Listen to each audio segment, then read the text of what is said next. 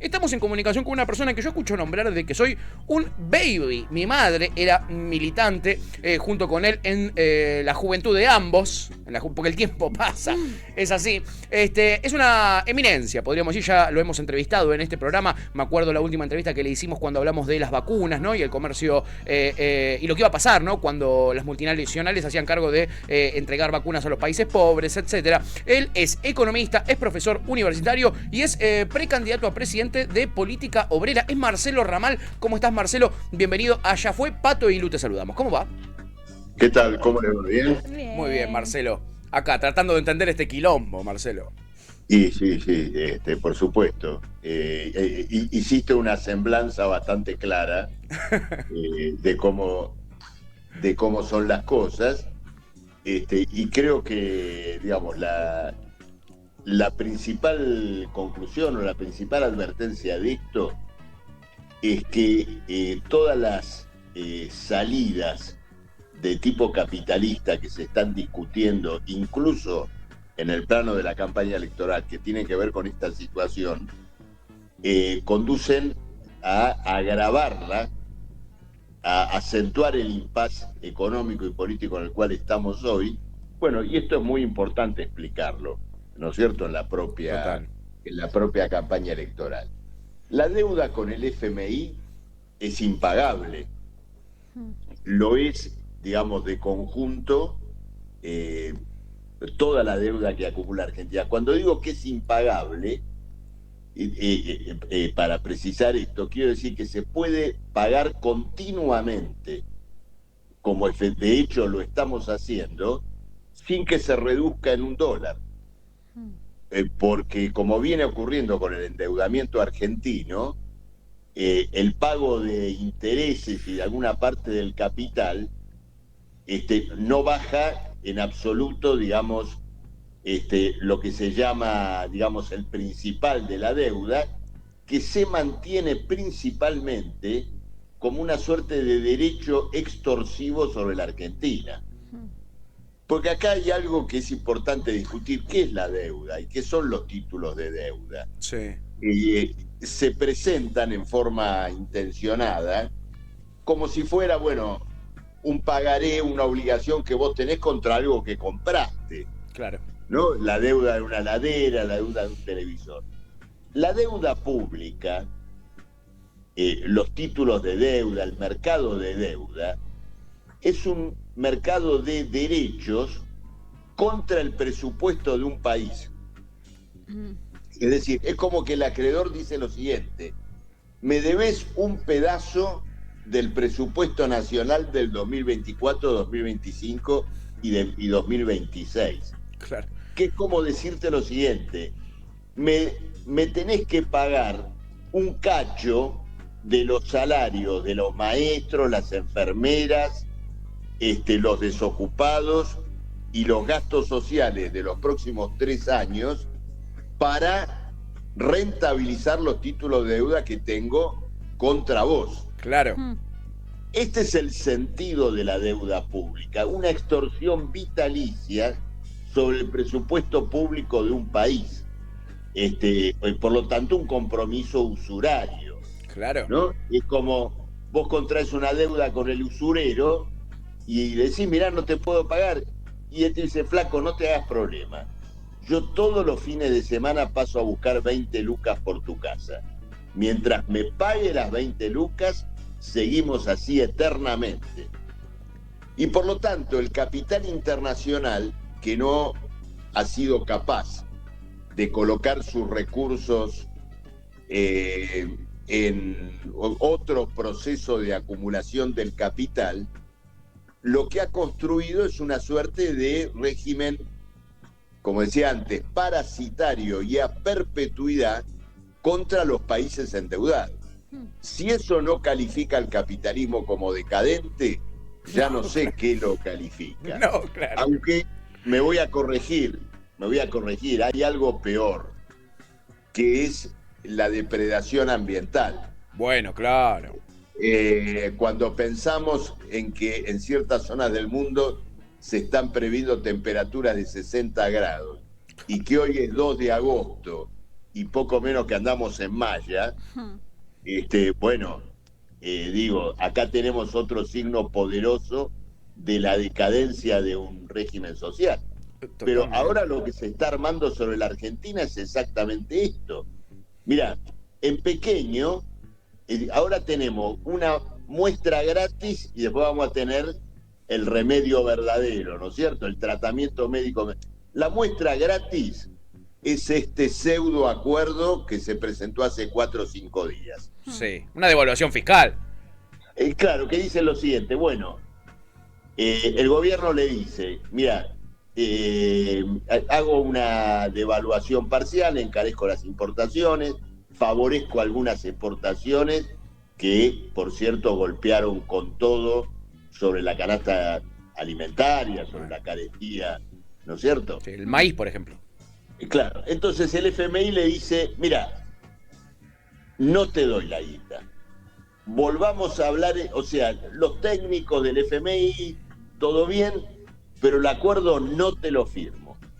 Y el gobierno dice, ¿cuándo lo vas a firmar? Dentro de 3 semanas, después de las PASO, sujeto a una mayor devaluación, a un mayor ajuste fiscal, a un mayor aumento de tarifas. Bueno, ahí tenés la extorsión operando en un plazo corto. En términos de lo que viene con el próximo gobierno, el gran acuerdo tiene que ver con lo siguiente. Bueno, vamos a discutir la deuda, pero vas a hacer una reforma laboral que generalice la actual precarización del trabajo, vas a hacer una reforma jubilatoria para establecer definitivamente la edad jubilatoria obligatoria a los 70 en el hombre, 65 en la mujer, vas a avanzar en un esquema de privatización de la salud, todavía más acentuado que el de ahora, y con todo esto, no es que vas a pagar la deuda, seguirás pagando intereses, piensa el FMI. Claro. Y yo seguiré ejerciendo esta extorsión vitalicia sobre la Argentina. El caso más reciente y muy ilustrativo de esta extorsión la vivimos en Grecia, cuando hace 10 años se firmó una famosa reestructuración de deuda, y entonces hoy tenés a los jubilados griegos arrastrándose por el piso, pero mirá qué interesante, a Grecia como Estado, como país, declarado por las calificadoras de riesgo como investment grade, ¿no es cierto? Grado inversor. ¿Qué significa?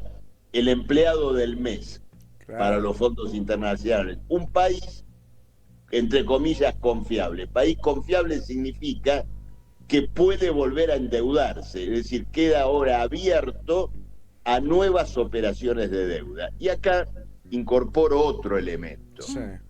A diferencia de cómo presentan los liberales, los libertarios y demás el fenómeno de la deuda, es decir, que hay un país que de pronto gasta más de lo que ingresa y entonces se endeuda, el proceso es el inverso.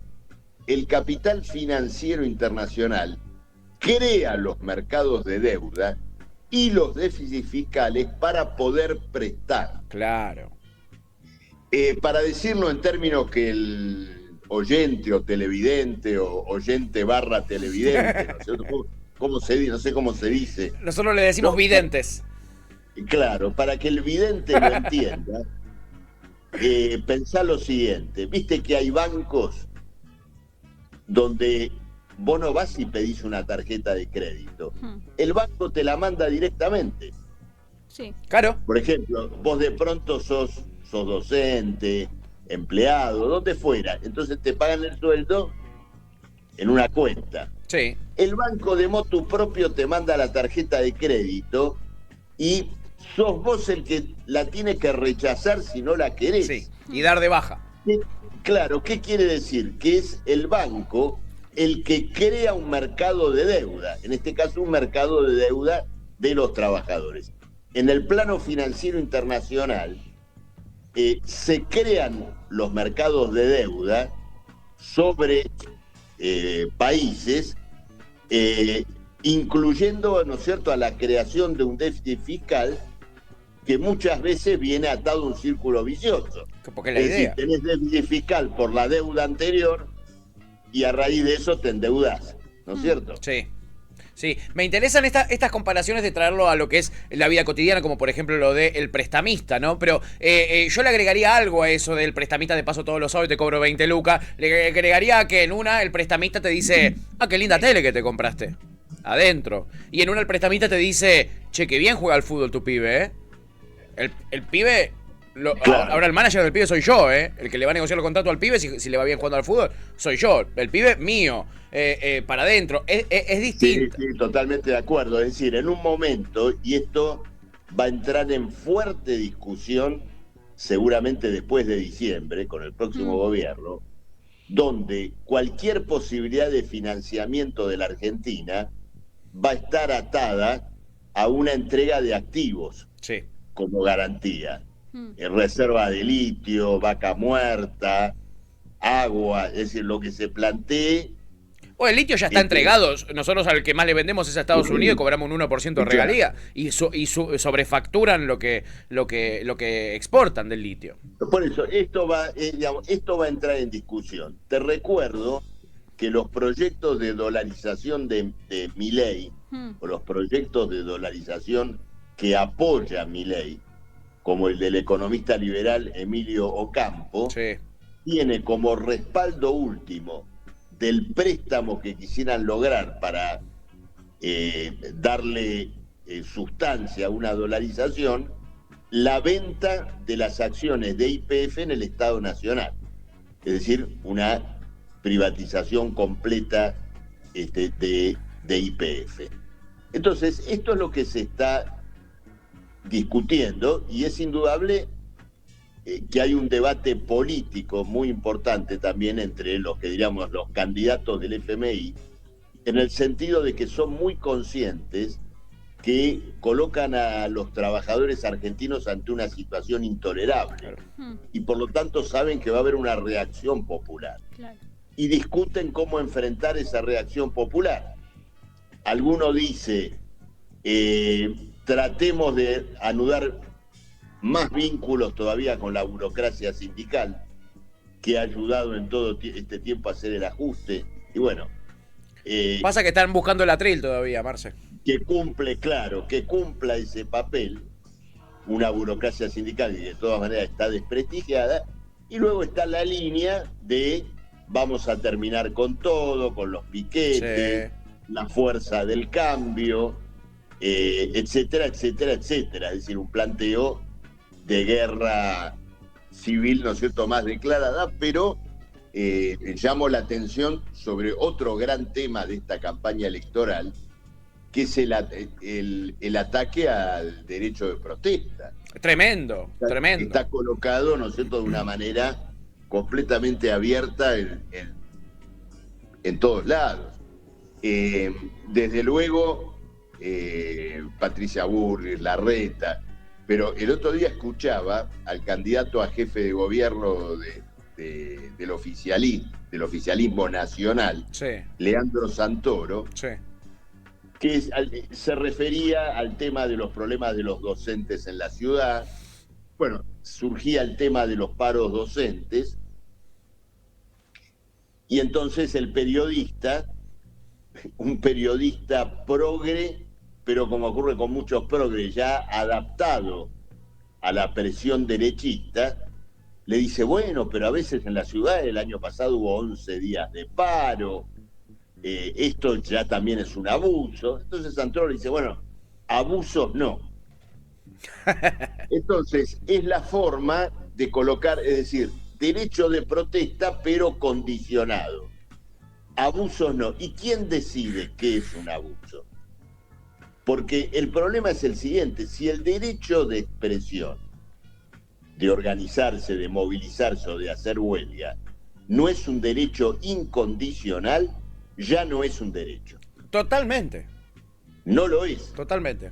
Te digo más, escucho a algunos candidatos, incluso de izquierda, que señalan ante el ataque, dice, bueno, no se puede hacer huelgas, piquetes. Entonces dice, bueno, satisfagan el reclamo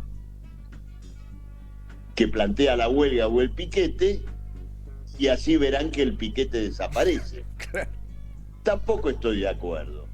A ver. Porque esto tiene que ver con lo que decía antes. El derecho de protesta es incondicional y nadie desde el Estado puede determinar qué es lo que un trabajador juzga como que lo tiene que satisfacer o no. ¿Por qué? A ver, vamos a suponer que en un sindicato se hace una huelga para alcanzar un salario que cubra la canasta familiar. Y viene una huelga, Sí, y la huelga triunfa y consiguen la canasta familiar. sí. Si 2 meses después el mismo sindicato decide llevar adelante una huelga ahora para seguir ganando esa canasta familiar, pero en menos horas de trabajo, por ejemplo, o en condiciones laborales superiores, o inclusive que se amplíe la canasta familiar. Es decir, que se logre un aumento real que amplíe la capacidad de compra a otros bienes. Claro. Por ejemplo, para poder irse de vacaciones. Sí, comprarte un electrodoméstico. Comprar un electrodoméstico, darle a los hijos un esparcimiento deportivo y cultural de otro alcance.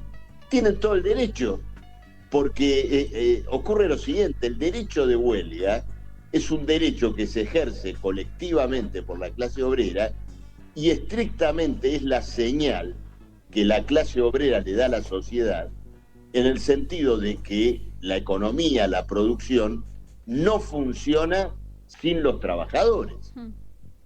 Y la relación entre el salario y el beneficio del capital es una relación de fuerza, es una relación de clases sociales. No está dictada por ninguna ley misteriosa, como nos quieren hacer creer los economistas, los libros de economía que nos enchufan en la facultad en dosis tóxicas. Sí. Bueno, yo no los doy, pero digo... Claro, sí, te iba a decir. No creo que vos enseñes esas cosas, Marcelo. No, yo las explico críticamente. Claro. Porque en la universidad hay que dar todo y lo que uno no está de acuerdo lo debe explicar y lo debe someter a un sedazo crítico. Claro. Porque es la forma de ayudar a pensar a los alumnos y la forma de llevar adelante una confrontación política. Claro. Teórica, ¿no es cierto? Teórica. Marcelo, como docente pienso que debes estar muy en contacto con gente joven, pibes jóvenes que Sí, van más a, bien. ¿no? Que van a estudiar ahí. Vos sos docente en la UBA, en la UNCI también, si no me equivoco. Sí, Hace sí. muchísimos Más años. en la UNCI que en la UBA incluso. Mirá Más vos. horas, más dedicación. Más tiempo. Y pienso, ¿no? Quizás en la UNCI, una universidad del conurbano, quizás es distinto. La UBA, como está en la ciudad, quizás de otra manera. Los alumnos que van de todos lados, ¿no? Por supuesto. Pero pienso en esto que vos decías. De repente, hasta la progresía se ve con el debate corrido también a la derecha. Entonces dicen, no, protestar, pero sin hacer mucho ruido. ¿Me entendés? Pero no quemen gomas, ¿no? Como lo políticamente correcto. Y vemos cómo el debate se corrió a la derecha y muchos pibes hoy empiezan a bancar de repente ideas como las de Javier Milei, que tiene una intención de voto que está bien, no es la barbaridad que nos dicen de que va a ganar, de que va a arrasar ni en pedo, pero con que saque un 15% es un montón. Y lo tenemos a Dante Sica, por ejemplo, hoy a la mañana contándonos como una gran idea innovadora y súper moderna la ley Banelco, por ejemplo, con otros nombres, ¿no? Pero la ley Banelco. La vemos a Patricia Burrich en la Sociedad Rural hablando de blindaje. Va a sacar la guita del blindaje, dice, del Fondo Monetario Internacional con un nuevo préstamo. Son todas ideas antiguas. Por ejemplo, Massot también lo escuchamos esta semana decir hay que modernizar las universidades. No digamos cobrar por estudiar, digamos modernizar, decía Massot. ¿A qué le atribuís todo este cambio? Porque también hablabas de los cortes y yo pensaba, los cortes le llegan a la gente a través de los medios de comunicación, porque no todos viven en el centro porteño, ¿no? Digo, ¿a qué le adjudicás todo esto que estamos viviendo? Bueno, ocurre lo siguiente. Por un lado hay una fortísima manipulación mediática, ¿no? El manejo de los medios, de los grandes medios de comunicación, se ha vuelto despótico. Tiene características de cerrojo. Yo recuerdo, digamos, haber participado de campañas electorales, y no necesariamente periodo de campaña electoral, y tener algún acceso, no mucho, pero algún acceso a los canales de aire o canales de cable más o menos vistos, sí. ¿No es cierto? Bueno, eso ahora está francamente acerrojado, francamente vedado. A los canales del macrismo concurren los macristas, sí. A los canales del gobierno concurren los otros, y hay una intensa manipulación de carácter fascistoide.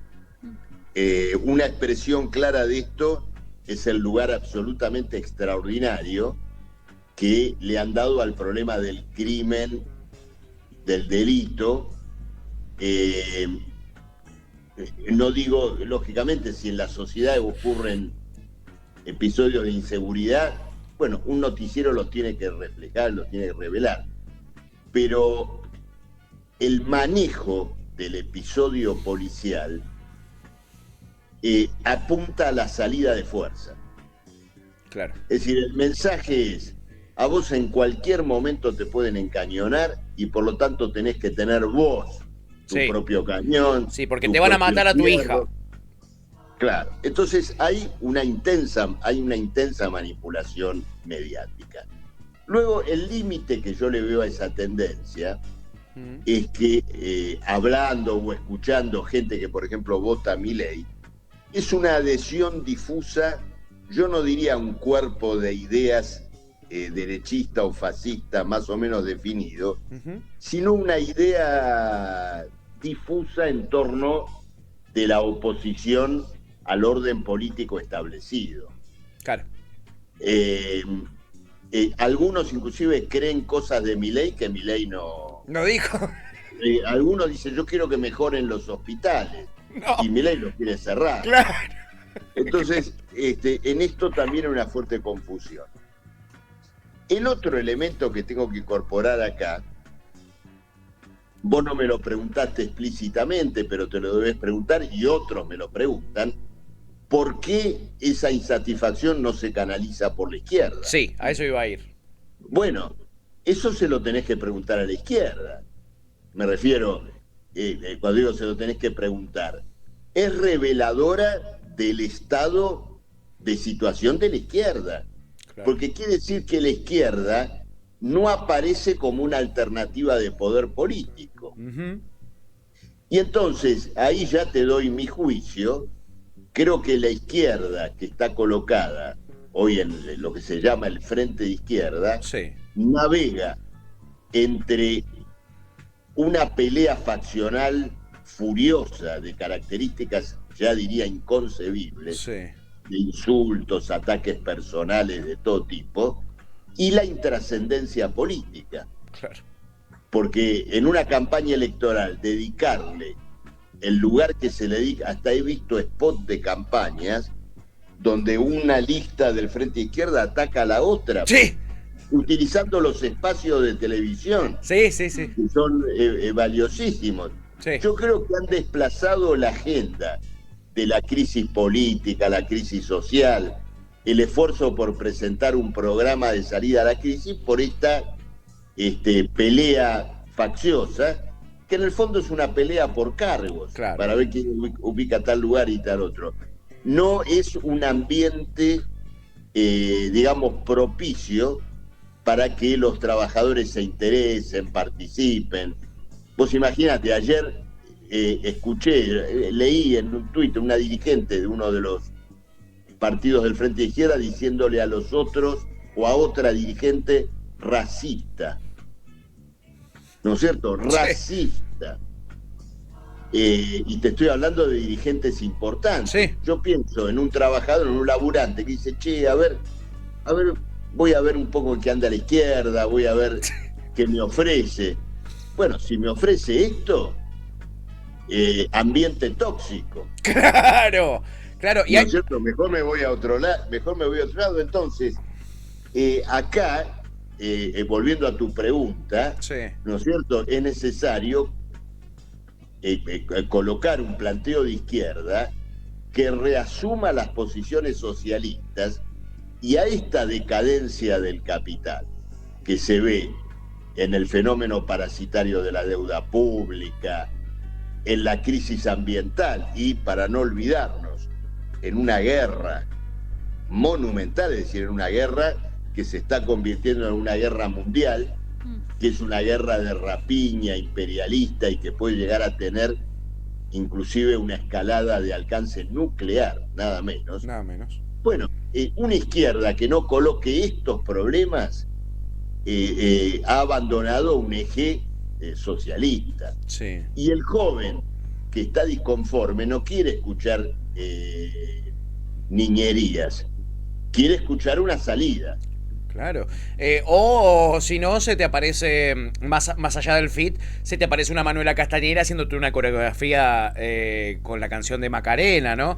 Pensando que de esa manera se interpela a los pibes. Digamos, dejemos todo ese escenario de trivialización que también, ¿no es cierto?, tiene un lugar. Sí, sí. Porque eso perjudica. Nosotros hemos hecho un spot musical. Sí. No sé si lo vieron. Sí. Pero no creo que tenga nada que ver No. con esto que vos me estás mencionando. No, Marcelo, no.